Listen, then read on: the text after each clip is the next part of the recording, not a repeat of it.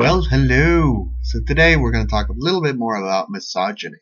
And what is misogyny? Misogyny is the irrational hatred of women and how it basically won this election, how misogyny was a key element in winning this election and what we can do about the future in regards to misogyny and eradicating it from the entire world.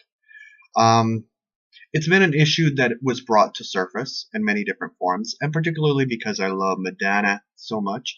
And I'm going to include a link to Madonna's Billboard speech. Amazing speech. Amazing speech. And it embodies as to why I've loved Madonna for so long. Not just because she's an artist, but because she's literally the most iconic, the most powerful hero that we've had for women, and perhaps for all of humanity, because she has been such a hero for women. But that is my personal point of view. You know, Madonna is the best human being on the planet. There we go. We're gonna go ahead and say that. But let's move forward into misogyny. And let's talk a little bit about, misogyny. Well, I think about when I go to the beach and how I can take my top off, but women can't because they have breasts, and it is illegal. It's so the subliminal brainwashing that we're under is so permeating that it is illegal for women to take their top off. It is illegal for women to be equal as men. Why?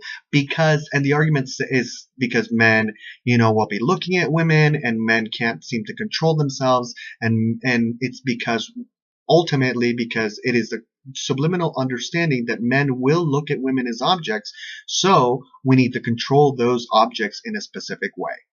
That's pretty much it. Women are not seen as, and you see it in various different rippling elements from the freedom to choose, whether you want to have an abortion or not have an abortion, the freedom to choose between contraceptives, the various different elements and rippling effects.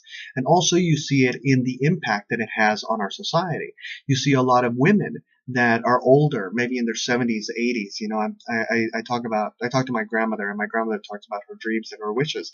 And I think to myself in a lot of different ways how women have been stifled because there's this thick blanket of subliminal just beating down on women and telling women you're an object, you are not equal, you are not the same. And particularly with this election, I think a lot of that's why there's this pain. There's this just genuine pain that we feel as Americans, and we sometimes we don't know why. Like, why are we feeling this pain when this person won, and what's going on?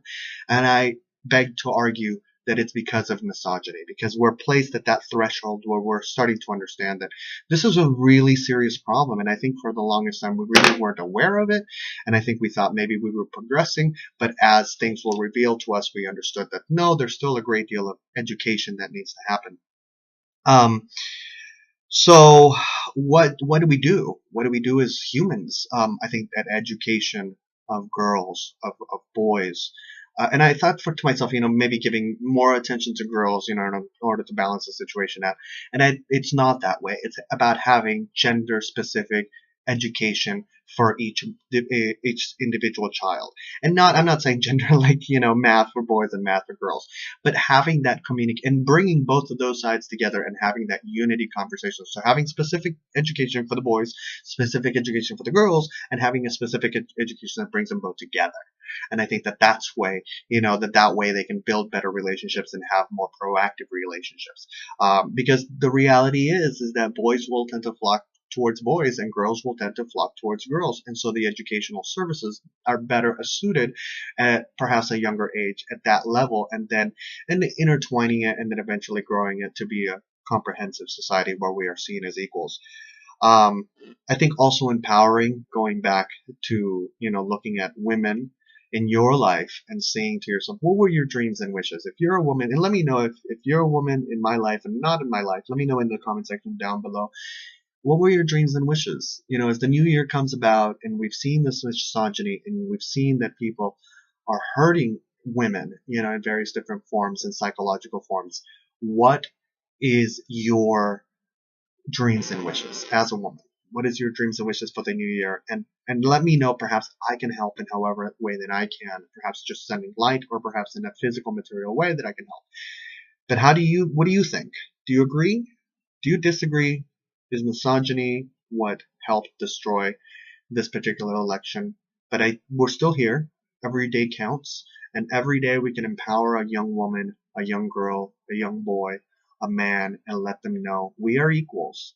And the reason why, and I'll go back to the breast thing just really quickly. The reason why the breast is so controversial is because ultimately we fed off of that. It's men. It's basically what tells. It's a subliminal key that tells men, you fed off of me. You came from me. I own you in a way.